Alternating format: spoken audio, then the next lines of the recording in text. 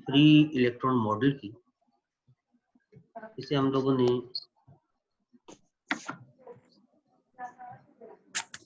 Free electron model में हम लोगों ने देखा कि जो कंडक्शन इलेक्ट्रॉन्स हैं उसे हमने कंसीडर किया कि वो फ्री जो गैस मॉलिक्यूल्स हैं उनकी तरह वो मूव करते हैं। कुछ उनमें फंडामेंटल डिफरेंसेस थे, उनकी हमने बात की कि वो फर्मियॉन्स हैं और गैस मॉलिक्यूल्स ऐसे नहीं हैं, वो फर्मियॉन्स नहीं हैं। दूसरा जो है वो जो गैस मॉलिक्यूल्स हैं उनकी कोई इंटरेक्शन नहीं है, कोई जस्ट लाइक इलेक्ट्रॉन्स की इंटरेक्शन है आयंस ऑफ लेटिक्स के साथ।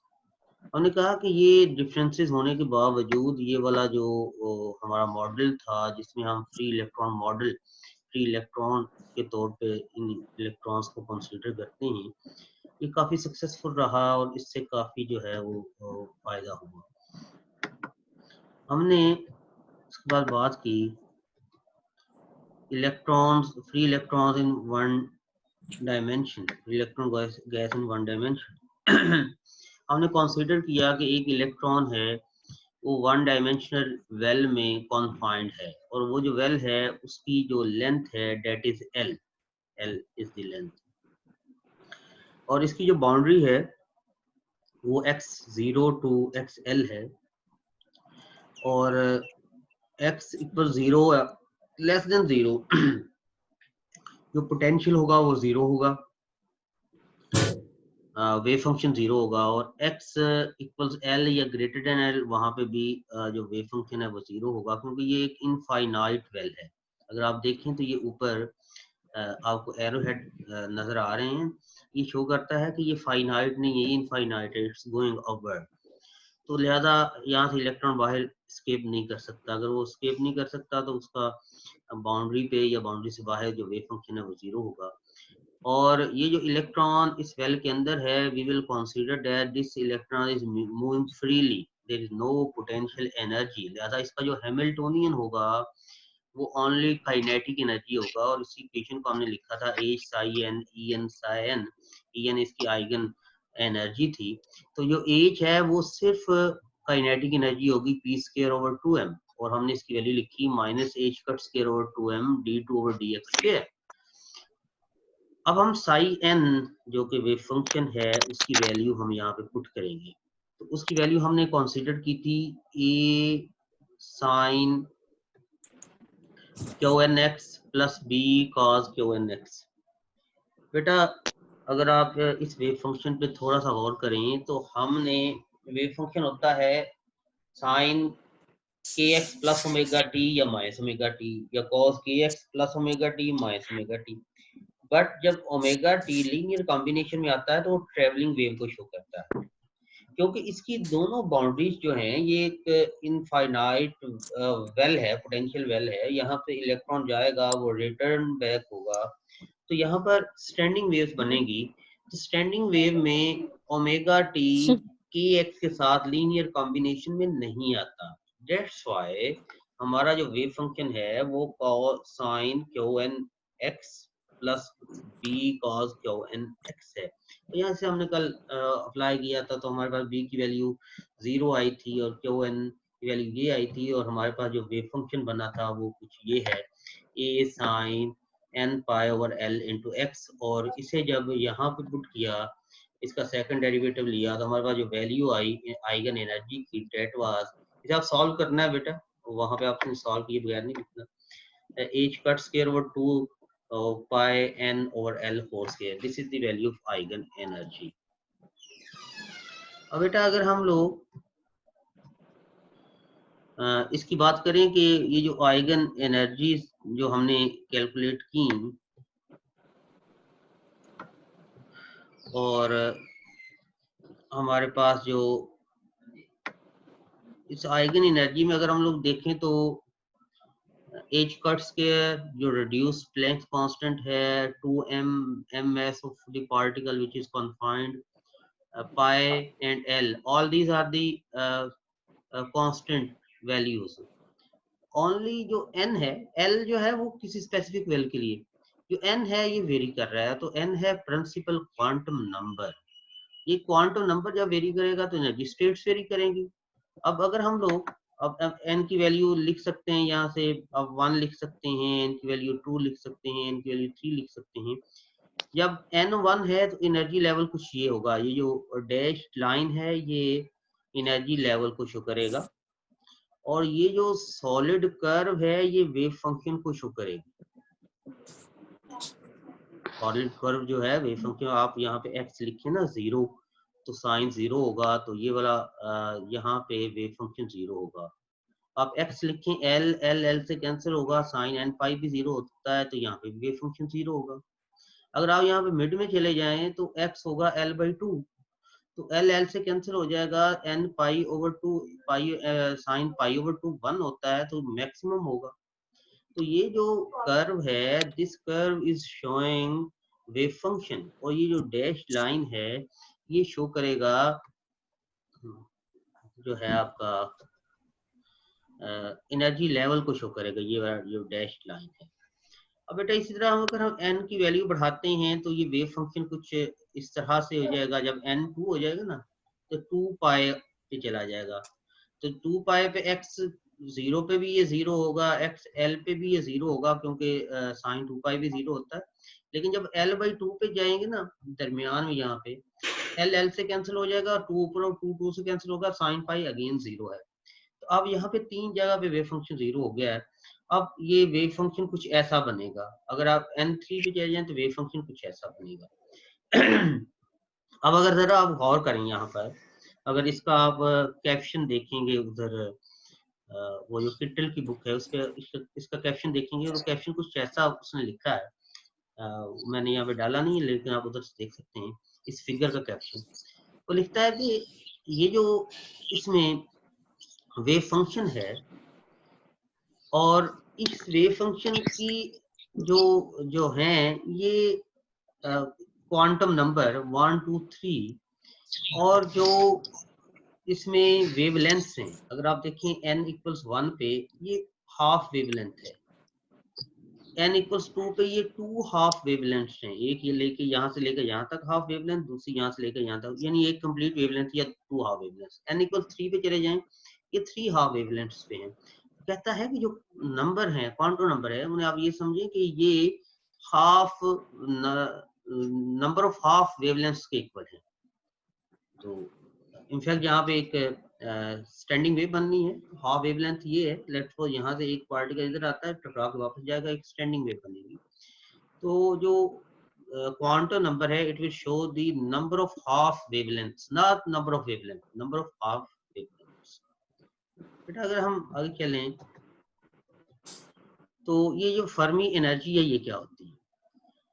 अगर हम लोग आज मेरा ग्राफिक पेन जो है वो मुझे नजर नहीं आ रहा है सुबह, जस्ट अ मिनट, 1 मिनट मुझे दे, नजर आ गया मुझे क्या।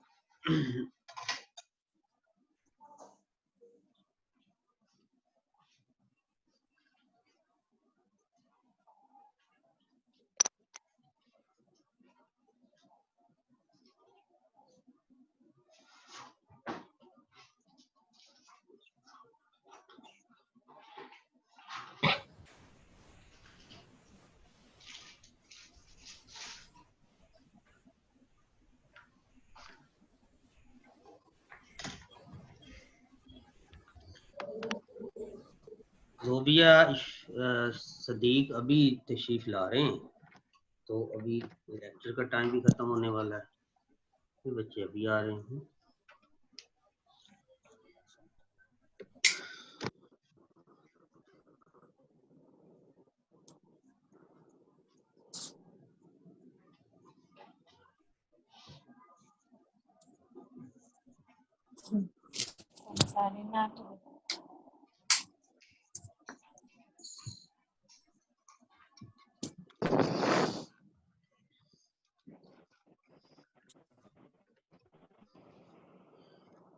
नहीं बेटा, तो हम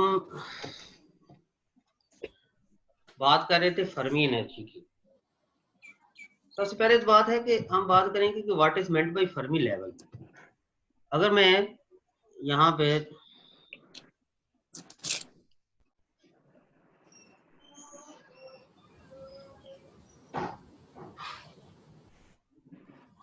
बेटा अगर हम इधर देखें कि लेट्स सपोज ये हमारे पास एक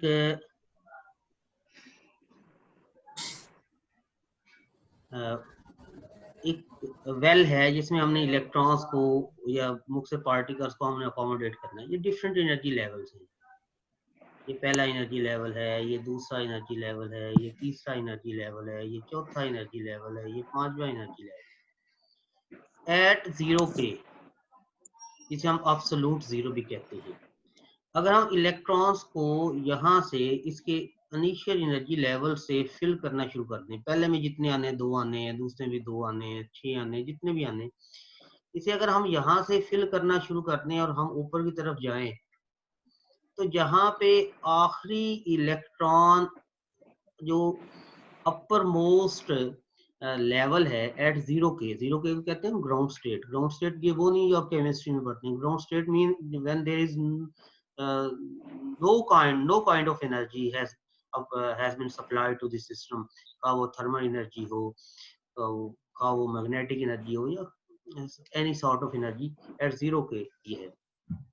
तो एट जीरो के हम जो इनर मोस्ट जो ऑर्बिट है वहां से इलेक्ट्रॉन्स को फिल करते जाएंगे, और ये जो मैक्सिमम आउटर ऑर्बिट तक जाएगा इसे हम फर्मी लेवल कहेंगे।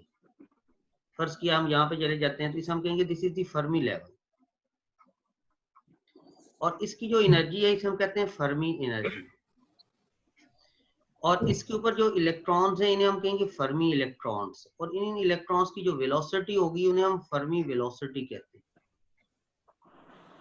तो ये हम लोग पढ़ने जा रहे हैं। हम देखते हैं कि व्हाट इज फर्मी।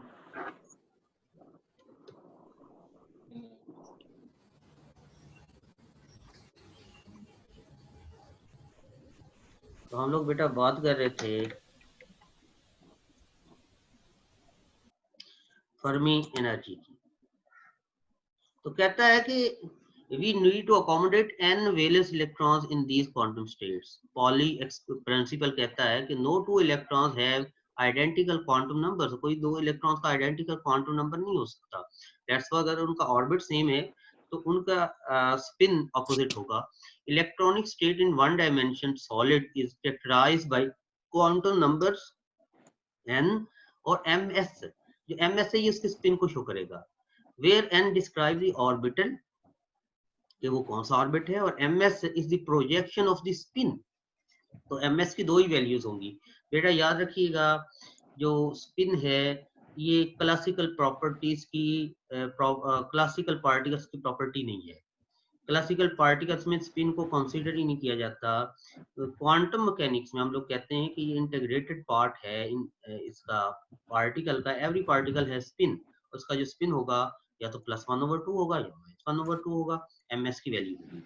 तो each orbital labeled by quantum number n can accommodate 2 electrons, one with spin up and one with spin down। हर जो n जो ऑर्बिट है जिसके आपने n से शो किया उसमें 2 इलेक्ट्रॉन्स अकोमोडेट हो सकते हैं, एक का स्पिन अपवर्ड होगा, एक का डाउनवर्ड होगा। Let nf the highest filled energy level, जो अभी मैं बात कर रहा हूँ, आप नीचे से फिल करना शुरू हो जाए मैक्सिमम जहां तक वो पहुंचेगा, the highest filled energy level, उसे हम फर्मी एनर्जी कहते हैं। Start filling the level from n equals 1, सबसे लोअर लेवल से आप स्टार्ट करेंगे, continue until n electrons are accommodated. उसे हम कहेंगे कि ये जो है nf जो है this is the Fermi level. और अगर हर में 2 आएंगे तो nf को 2 से मल्टीप्लाई कर दो तो टोटल नंबर ऑफ इलेक्ट्रॉन्स वहां पे आ जाएंगे। The energy of highest occupied level is called Fermi energy, और इसे हम लोग लिख सकते हैं for the one dimensional system of an electron. तो जो फर्मी एनर्जी की वैल्यू होगी h²/2m।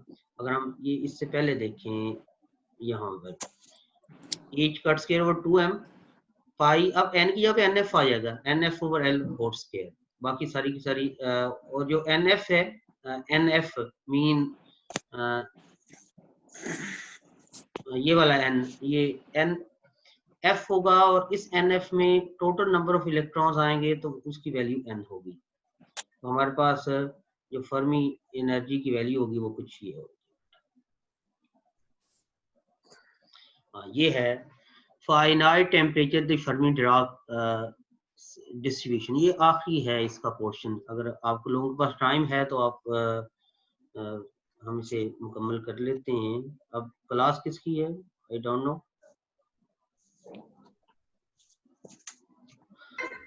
सर वो क्लास की सर मैसेज कर सकते हैं बेटा।